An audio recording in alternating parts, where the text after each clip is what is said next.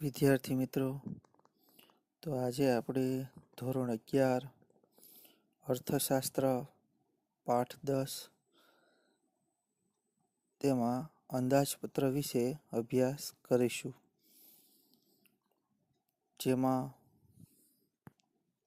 અર્થ, અંદાજપત્રના પ્રકારો, સમતોલ અંદાજપત્ર અને અસમતોલ અંદાજપત્ર.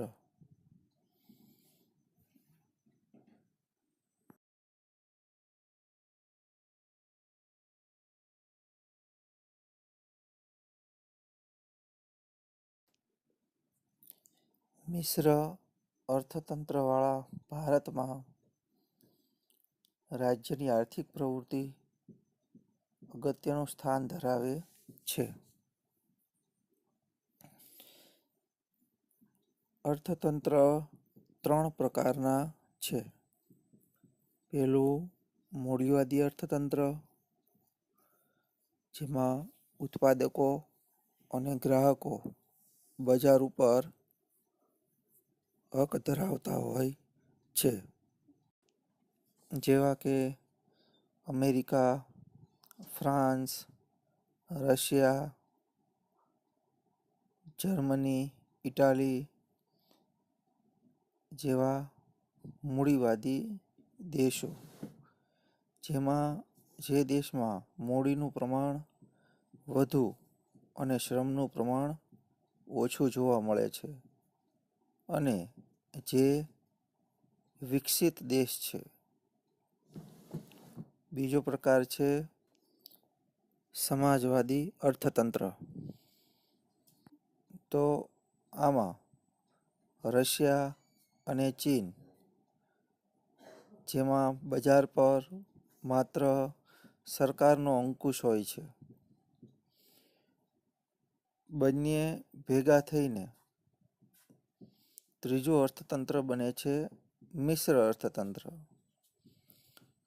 જે ભારત અને ફ્રાન્સમાં આ પદ્ધતિથી અર્થતંત્ર ચાલે છે, જેમાં મૂડીવાદી અર્થતંત્રના લક્ષણો તેમજ સમાજવાદી અર્થતંત્રના લક્ષણો જોવા મળે છે. આપણે જોઈએ તો આ બંનેના અર્થતંત્રના લક્ષણો જેમાં જોવા મળતા હોય તે મિશ્ર અર્થતંત્ર તરીકે ઓળખાય છે, જે ભારત અને ફ્રાન્સ દેશના આર્થિક વિકાસ અને તે માટે જરૂરી આંતર મૂડી માળખું ઊભું કરવાની જવાબદારી રાજ્ય સ્વીકારી અને આયોજન પંચ હવે નીતિ આયોગની રચના કરી. એટલે આયોજન પંચ હવે નીતિ પંચ તરીકે ઓળખવામાં આવે છે. તો આયોજન પંચની રચના કરી યોજનાબદ્ધ આર્થિક વિકાસ શરૂ થયો.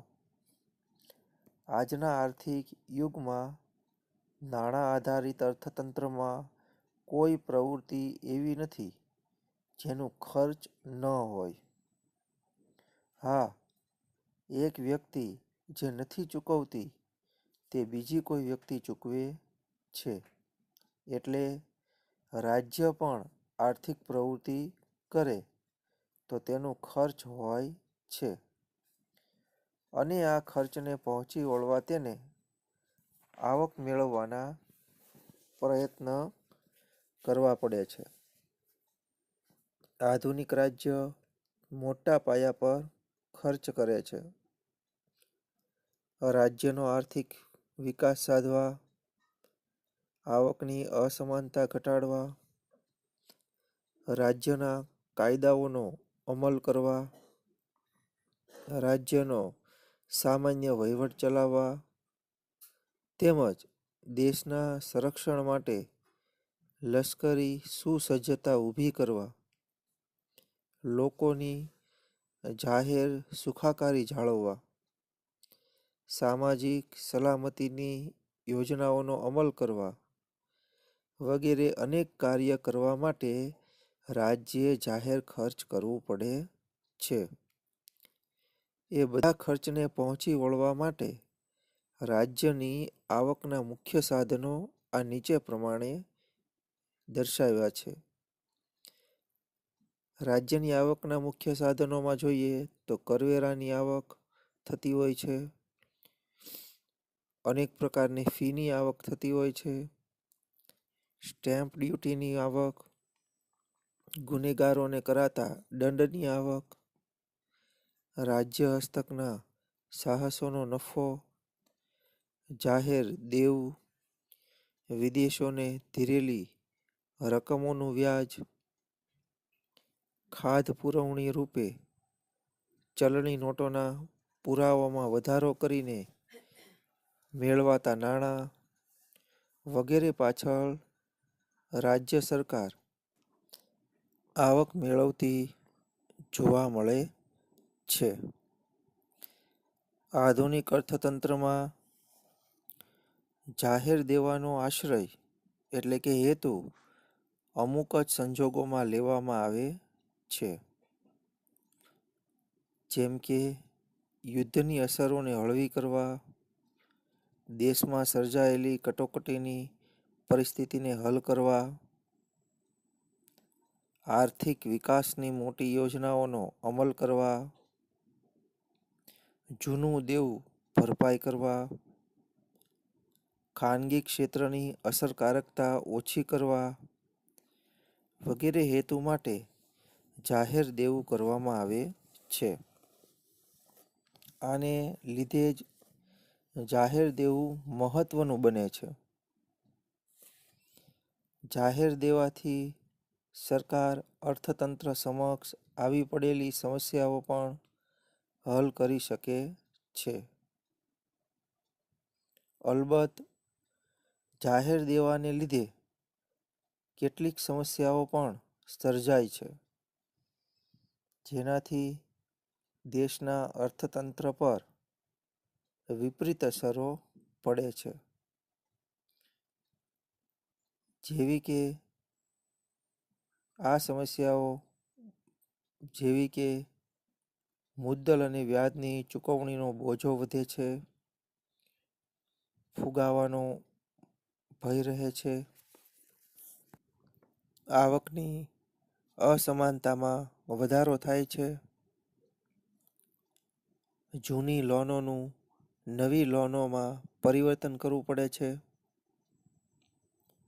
વિદેશી દેવાની બાબતમાં હુંડિયામણ કમાવાની સમસ્યા ઊભી થાય છે.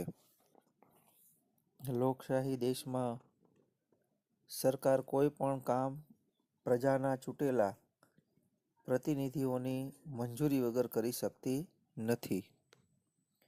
માટે આવક મેળવવા અને ખર્ચ કરવા માટે પણ તેણે મંજૂરી લેવી પડે છે. પ્રજાના પ્રતિનિધિઓની સભા એટલે સંસદ. સરકારે પણ આ સંસદ પાસે ખર્ચ અને આવક માટે મંજૂરી મેળવવા જવું પડે છે. આવનારા વર્ષ માટે સરકાર જાહેર ખર્ચ તથા આવક મેળવવા માટે સંસદ સમક્ષ જે અંદાજો મૂકે છે તેને અંદાજપત્ર કહેવામાં આવે છે. વ્યક્તિની જેમ રાજ્ય પોતાના આવક અને ખર્ચની વિગતો ખાનગી રાખી શકતું નથી. રાજ્યે ખર્ચ પ્રમાણે આવકના સાધનો ઊભા કરવા પડતા હોવાથી દરેક નાણાકીય વર્ષની શરૂઆતમાં જ આગામી વર્ષના ખર્ચ અને આવકની અંદાજિત રકમોનું નિવેદન તૈયાર કરવું પડે છે. દરેક આગામી વર્ષના રાજ્યના અંદાજિત ખર્ચ અને આવકની વિગતો દર્શાવતું આવું નિવેદન એટલે જ અંદાજપત્ર કહેવાય છે. આપણા દેશમાં દર વર્ષે સામાન્ય રીતે ફેબ્રુઆરીની આખર તારીખે રાજ્ય સરકારનું અંદાજપત્ર નાણામંત્રી વિધાનસભામાં અને કેન્દ્ર સરકારનું અંદાજપત્ર નાણામંત્રી લોકસભામાં રજૂ કરે છે. ફેબ્રુઆરીની આખર તારીખમાં રજૂ કરવાનું મુખ્ય હેતુ જો કાંઈ તેમાં કોઈ પણ પ્રકારના સુધારા વધારા હોય તો આપણું નાણાકીય વર્ષ 1 એપ્રિલથી 31 માર્ચ છે. તો ફેબ્રુઆરીમાં આખર તારીખે રજૂ કરવામાં આવતા અંદાજપત્રમાં જો કોઈ પણ પ્રકારનો ફેરફાર કે સુધારા વધારા હોય તો તે લાગુ પાડી શકાય નાણાકીય વર્ષની 1 એપ્રિલથી. તો તે માટે વચ્ચે સમયગાળો રહે છે. માટે ફેબ્રુઆરીની આખર તારીખે અંદાજપત્ર રજૂ કરવામાં આવે છે. અંદાજપત્રમાં સરકારની આર્થિક નીતિનું પ્રતિબિંબ પડતું હોવાથી અંદાજપત્ર દેશના અર્થતંત્રની આર્ષિક પણ કહેવામાં આવે છે. ભારતમાં સત્તાની ત્રિસ્તરીય વહેંચણી થયેલી છે. જેમાં કેન્દ્ર સરકાર જે સમગ્ર દેશ લેવલે, રાજ્ય સરકાર જે બધા રાજ્યની અલગ અલગ સરકાર એટલે કે રાજ્ય લેવલે, અને સ્થાનિક સ્વરાજ્યની સંસ્થાઓ જે સ્થાનિક લેવલે, જેમાં દાખલા તરીકે મ્યુનિસિપાલિટી,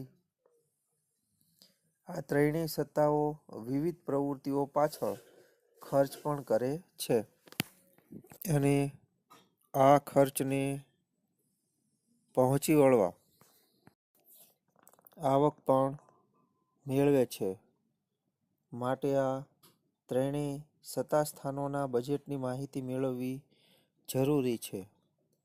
ભારતના બંધારણમાં કેન્દ્ર અને રાજ્ય વચ્ચે તેમણે કરવાના કાર્ય તથા મેળવવાની આવકના સાધનોની વહેંચણી કરવામાં આવી છે, જેને સમવાય વ્યવસ્થા કહેવામાં આવે છે. એટલે કે સરકારની યાદીમાં કેન્દ્ર સરકારે કરવાના કાર્ય અને રાજ્ય સરકારે કરવાના કાર્ય બંને વચ્ચે વહેંચણી કરવામાં આવેલી છે. બંધારણમાં સમવાયી વ્યવસ્થાએ કેન્દ્ર, રાજ્ય તથા સ્થાનિક સ્વરાજ્યની સંસ્થાઓને કરવાના કામ તથા તે માટેના આર્થિક સાધનો ફાળવાયા છે.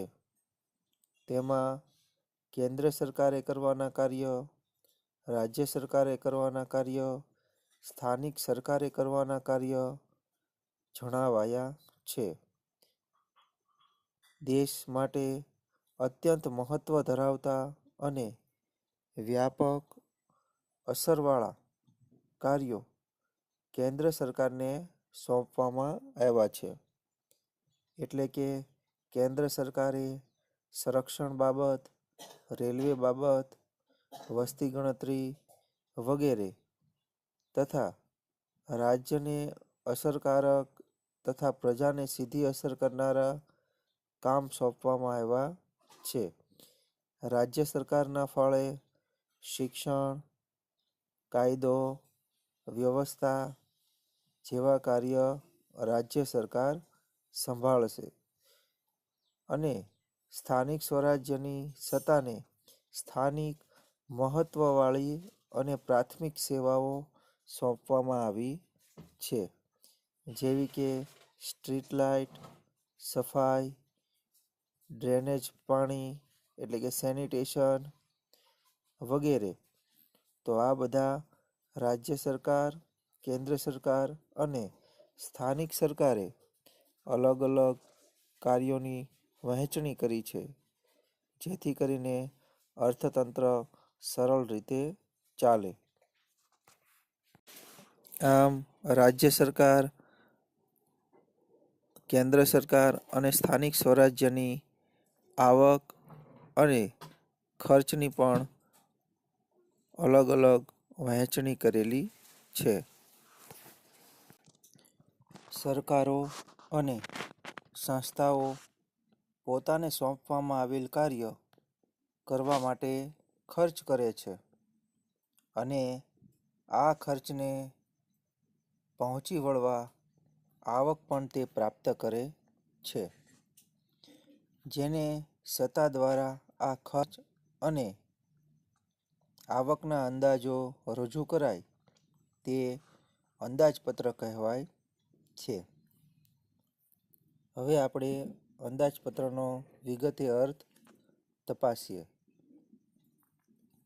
સરકાર દ્વારા આવનારા નાણાકીય વર્ષ માટે રજૂ કરવામાં આવનાર ખર્ચ અને આવકના અંદાજોના હિસાબપત્રને અંદાજપત્ર કહેવામાં આવે છે.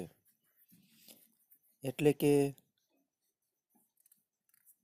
ચાલુ વર્ષની પછી જે આવનારું વર્ષ છે તેના માટે અંદાજપત્ર રજૂ થાય છે. એટલે કે નાણાકીય વર્ષ 1 એપ્રિલથી 31 માર્ચ. આમ જોઈએ તો ભારતમાં 3 પ્રકારના વર્ષ છે. હજી જૂની પરંપરા મુજબ છે તે ગુજરાતી મહિના મુજબ હિસાબી ચોપડાઓ તૈયાર કરતા જોવા મળે છે. એટલે કે કારતક સુદ એકમથી આસો વદ અમાસ સુધીના હિસાબી ચોપડાઓ.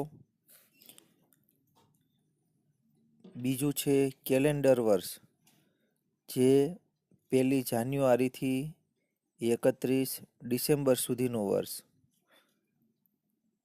આપણા ભારતમાં નાણાકીય વર્ષ 1 એપ્રિલથી 31 માર્ચ એમ 3 પ્રકારે વર્ષ છે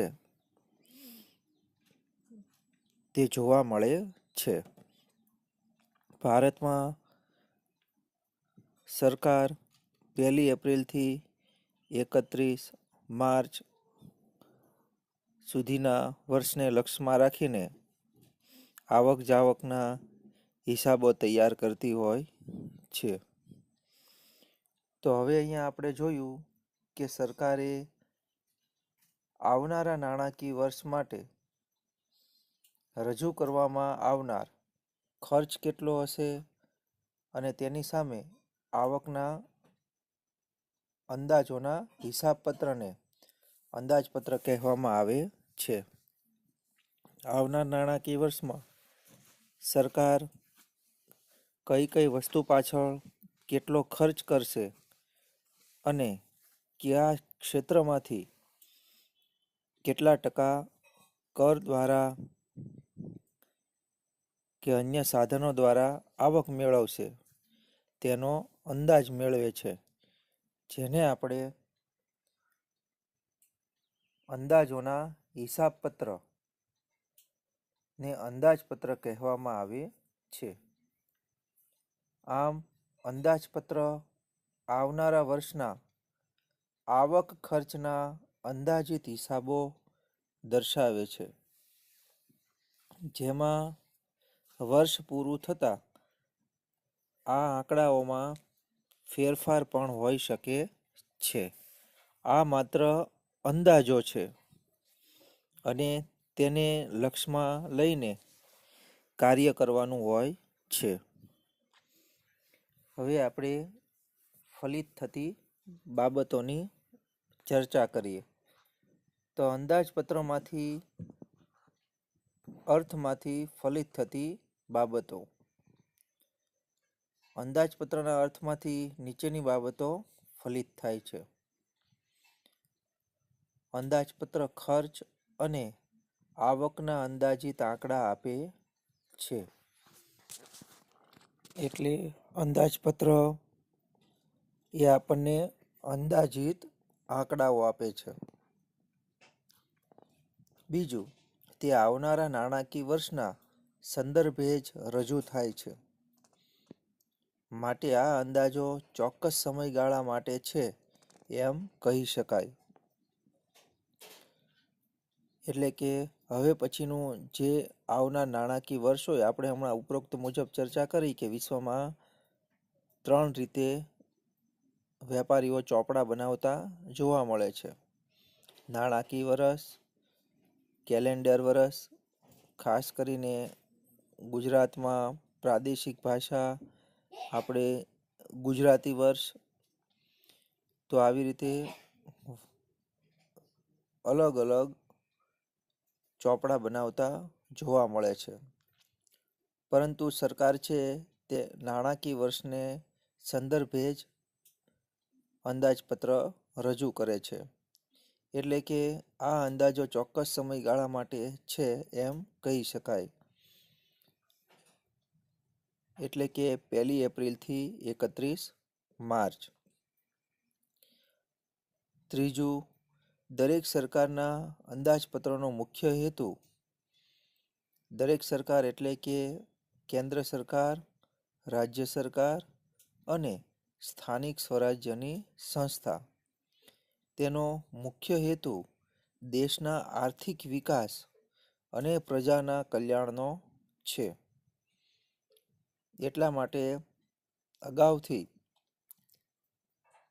ખર્ચનો અંદાજ બાંધી લેવામાં આવે છે અને આવકનો પણ અંદાજ બાંધી લેવામાં આવે છે. આ માત્ર અંદાજ છે, વાસ્તવિકતા નથી.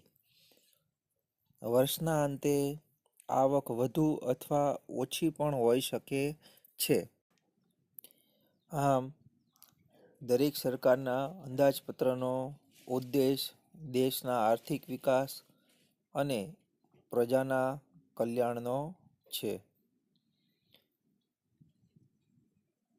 ચોથું, દરેક સરકારે પોતાના અંદાજપત્રને અમલમાં મૂકતા પહેલા લોકસભા, વિધાનસભા કે સ્થાનિક સભાની મંજૂરી મેળવવી પડે છે. એટલે ક્રમશઃ આપણે જોઈએ તો કેન્દ્રમાં લોકસભા, રાજ્યમાં વિધાનસભા અને સ્થાનિક સ્વરાજ્યની સંસ્થાઓએ સ્થાનિક સભાની મંજૂરી મેળવવી પડે છે. આપણે ગુજરાત રાજ્યની વિધાનસભા ગાંધીનગરમાં આવેલી છે, જેનું નામ શ્રી વિઠ્ઠલભાઈ ભવન છે. પાંચમું, અંદાજપત્ર સામાન્ય રીતે કેન્દ્ર કે રાજ્ય સરકારના નાણામંત્રી રજૂ કરે છે. એટલે આપણે અગાઉ જોયું તે પ્રમાણે કે આપણા દેશમાં દર વર્ષે સામાન્ય રીતે ફેબ્રુઆરીની આખર તારીખે રાજ્ય સરકારનું અંદાજપત્ર નાણામંત્રી વિધાનસભામાં અને કેન્દ્ર સરકારનું અંદાજપત્ર નાણામંત્રી લોકસભામાં રજૂ કરે છે. અને આવી રીતે અંદાજપત્રમાં સરકારની આર્થિક નીતિનું પ્રતિબિંબ પડતું જોવા મળે છે. તો ઉપરોક્ત બાબતો અંદાજપત્રના અર્થમાંથી ફલિત થાય છે. ટૂંકમાં સરકાર દ્વારા આવનાર નાણાકીય વર્ષ માટે રજૂ કરવામાં આવનાર ખર્ચ અને આવકના અંદાજોના હિસાબપત્રને અંદાજપત્ર કહેવામાં આવે છે. આવનાર વર્ષના નાણાકીય હિસાબોના આવક ખર્ચના હિસાબી પત્રક ને અંદાજપત્ર કહેવામાં આવે છે. હવે પછીના લેક્ચરમાં આપણે અંદાજપત્રના પ્રકારો વિશે અભ્યાસ કરીશું. અસ્તુ. જય હિન્દ.